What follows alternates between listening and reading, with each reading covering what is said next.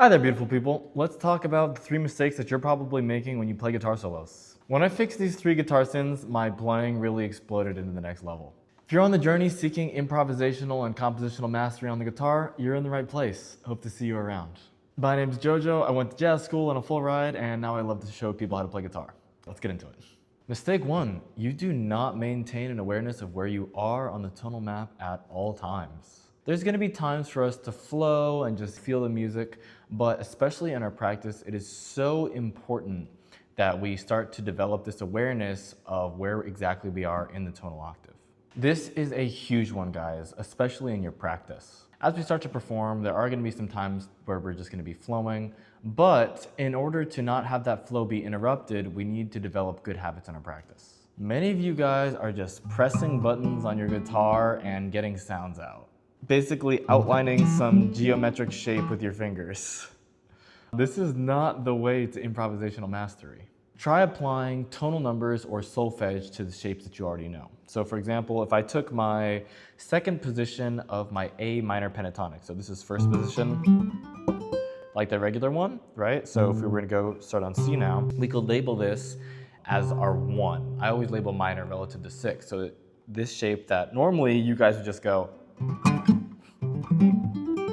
right? Without thinking about it, you're able to label as 1, 2, 3, 5, 6, 1, 2, 3, 5, 6, 1, 2, 1, 6, 5, 3, 2, 1, 6, 5, 3, 2, 1.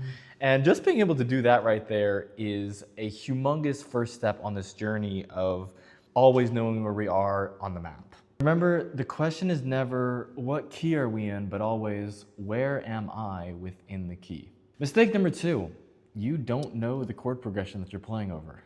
Now, just like before, the goal is for this to be an intuitive process, but in our practice, it's important to be methodical so when performance time does come, it can be intuitive. When I say know what the chord progression is, I don't just mean be able to tell me the root notes of each chord and the quality, but also to be able to name every single chord note within each chord and to have an awareness of which notes are changing and which notes are staying the same between the chords. And so, for example, if I took a 1, 6, 2, 5 progression in the key of D here, to be able to tell me the chord notes of the 1 chord are, and this is all relative to the tonal octave, are 1, 3, 5, 7. This specific voicing I'm playing is 1, 5, 7, 3. Do you have that knowledge of that on hand of these are the exact notes that I'm playing? If I'm going to play my 6th chord, this voicing here, I have 6, 5, 1, and 3. And built up from the bottom up, our 6th chord is 6, 1, 3, 5. Our 2 chord built from the bottom up would be 2, 4, 6, 1. Can you see that this specific voicing is 2, 6, 1, 4, and then there's a 6 again. And to have the knowledge that, oh, there's a 6 in the 2 chord, and there's also a 6 in the 6 chord. Do they share any other notes? For the 2 chord, we have 2, 4, 6, 1. Oh, they also share note 1. There's this 1 in the 2 chord. I'm playing 2, 6, 1. There's also a 1 in the 6 chord. To have that knowledge, after the 2, we have the 5, right? Do you know that the 5 chord is made up of notes 5, 7, 2, and 4? Well, between our 2 chord and our 5 chord, they share notes 2 and notes 4.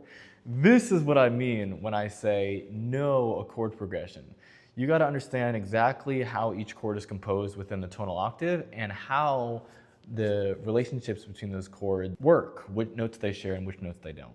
Mistake number 3, you are not listening. This is a bit cliche, but we really do have 2 ears and 1 mouth for a reason. Well, I know we have 2 hands, the concept's the same, 1 pick in hand. There are 2 layers to this. 1 is not listening closely to your inner ear or your audiation, and 2 is not listening to the bandmates or just the music around you. Sometimes to play what we hear, we need to take a quiet, silent moment and see what arises organically. Only from that place can we really start to develop this ability to play by ear and play what we're hearing, because if you're just stuck on these geometric patterns and shapes, you're never going to get there. Silence is a part of music. What are some other mistakes that I missed or that you see yourself or others making? Let me know in the comments. Many of these mistakes are addressed by a methodical, structured approach to learning music or how to improvise and compose. Giving each chord and chord progression its due diligence individually, in pairs, in larger groups. And if you're already practicing chords like this, then you're on your way to have a lot of these problems disappear for you naturally. Want a closer look at exactly how you can develop these skills? Click the link in my bio. I've got something really special for you guys. It's a PDF that takes you through a methodical, structured approach to how to learn chords, how to visualize the fretboard, and I think it's going to be really helpful for a lot of you. Completely free, by the way. Peace, y'all, and subscribe if you enjoyed this video and you're interested in improving on your improvisational guitar journey.